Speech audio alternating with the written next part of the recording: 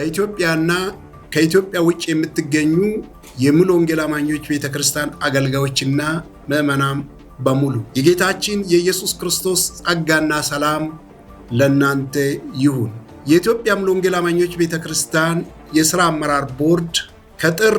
21 እስከ 23 2018 ዓ.ም ባካሄደው መደበኛ ስብሰባው የሙሉ ወንጌል አማኞች ቤተክርስቲያን አገልጋዮችና ምዕመናን በሙሉ ከየካቲት 30 እስከ ሚያዝያ 2 2018 ዓ.ም የጾምና የጸሎት ጊዜ እንዲሆን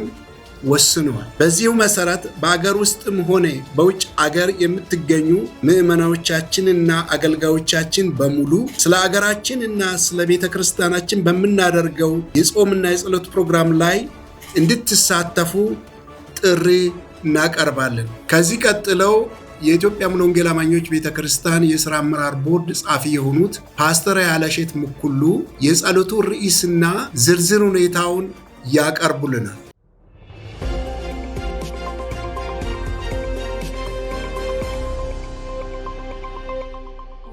ለመላው የኢትዮጵያ ሙሉ ወንጌል አማኞች ቤተክርስቲያን አገልጋዮችና ምዕመናን ሁሉ እኔም በጌታችን በኢየሱስ ክርስቶስ ሰላምና ጸጋ ለሁላችሁ ይሁን እያልኩኝ አስቀድሞ በቤተ እምነታችን ፕሬዝዳንት እንደተነገረው የኢትዮጵያ የሙሉ ወንጌል አማኞች የሥራ አመራር ቦርድ ከጥር 21 እስከ 23 በነበረው መደበኛ ስብሰባ በወሰነው መሰረት በአገር አቀፍ ደረጃ የጾምና የጸሎት ጊዜ ከየካቲት 30 እስከ ሚያዝያ 2 2018 ዓ.ም ድረስ እንዲሆን አውጇል። በዚህም መሰረት በአንደኛ ጢሞቴዎስ ምዕራፍ 2 ከቁጥር 1 እስከ 4 እንግዲህ እግዚአብሔርን በመምሰልና በጭምትነት ሁሉ ጸጥና ዝግ ብለን እንድንኖር ልመናና ጸሎት፣ ምልጃም፣ ምስጋና ስለ ሰዎች ሁሉ፣ ስለ ነገስታትና ስለ መኳንንት ሁሉ እንዲደረጉ ከሁሉ በፊት እመክራለሁ። ሰዎች ሁሉ ሊድኑና እውነቱን ወደ ማወቅ ሊደርሱ በሚወድ በእግዚአብሔር በመድኃኒታችን ፊት መልካምና ደስ የሚያሰኝ ይህ ነው የሚለውን የእግዚአብሔር ቃል መሪ ቃላችን አድርገን እንጸልያለን። በዚህ መሰረት በአንድ ልብና በአንድ መንፈስ በመሆን በንስሐ በምስጋናና በምልጃ ጸሎት የእግዚአብሔርን ፊት የምንፈልግበት ጊዜ ይሆናል። የቤተ እምነታችን ክልል እንዲሁም የአጥቢያ መሪዎችና አገልጋዮች ሁሉ በተዘጋጁት አብይ የጸሎት ርዕሰ ጉዳዮች ላይ በተለይም ስለ ቤተ እምነታችን የወንጌል አገልግሎት ማለትም ለምሳሌ በደቀ መዝሙር አገልግሎት በማፍራትና ደቀ መዝሙር ለመሆን በሚሆን ህይወት ውስጥ እግዚአብሔርን ማክበር እንድንችል እንዲሁም ደግሞ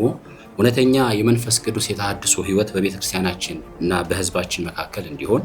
በተጨማሪም ስለ ሀገራችን ወቅታዊና አጠቃላይ ጉዳዮች ላይ ተገቢ የሆነ ትኩረት በመስጠት የጸሎት ፕሮግራሙን እንድታከናውኑ በጌታ ፍቅር ለማሳሰብ እንወዳለን። የቤተ እምነታችንን ማህበራዊ ሚዲያዎች እንድትከታተሉና የጸሎት ርዕሶችንም ከዛው እንደምታገኙ አስቀድመን እናሳውቃለን። በመጨረሻም በአምስተኛው ሳምንት የጌታችን የኢየሱስ ክርስቶስ የሕማማቱ ሳምንት በመሆኑ መከራውን፣ ስቅለቱን፣ ሞቱን እንዲሁም ትንሣኤውን በማሰብ ሁላችን በየአጥቢያዎቻችን የጌታ ራት በመውሰድና ጌታን ስለዚህም አብይ የሆኑ የጸሎት ርዕሰ ጉዳዮቻችን በመጀመሪያ የንስሐ ጸሎት በዳንኤልና በነህምያ ምዕራፎች ላይ ተመስርተን ንስሐ የምንገባበት ጉዳዮች፣ ሁለተኛ የምስጋና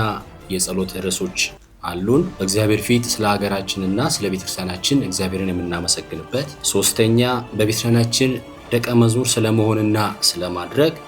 ቆላስይስ 1 ከቁጥር 28 እስከ 9 መሰረት አድርገን በእግዚአብሔር ፊት የምንጸልይበት፣ አራተኛ በኢትዮጵያ የወንጌል አማኞች ዘንድ መንፈሳዊ ተሐድሶ እንዲሆን የሐዋርያት ሥራ ምዕራፍ 15 ከቁጥር 16 እስከ 17 መሰረት አድርገን የምንጸልይበት፣ አምስተኛ ከፊታችን በግንቦት ወር ስለሚኖረው ሀገራዊ ምርጫ መጽሐፍ ቅዱስን መሰረት አድርገን የምንጸልይበት፣ ስድስተኛ ሀገራችን በሰላም ተጠብቃ መቀጠል እንድንችል የምንጸልይበት ሉቃስ ምዕራፍ 2 ቁጥር 14 መሰረት አድርገን የምንጸልይበት፣ ሰባተኛ ስለ ሀገራችን ስለ ኢትዮጵያ የባህር በር እንድታገኝ በጌታ ፊት የምንጸልይበትና ስምንተኛ ሀገራችን ኢትዮጵያ በዓለም ሁሉ ፊት አሁን ካገኘችው በበለጠና በተሻለ ሁኔታ ሞገሷ፣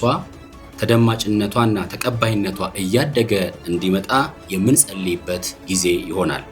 እግዚአብሔር ይባርካችሁ። ሰላምና ጸጋ ከሁላችሁ ጋር ይሁን።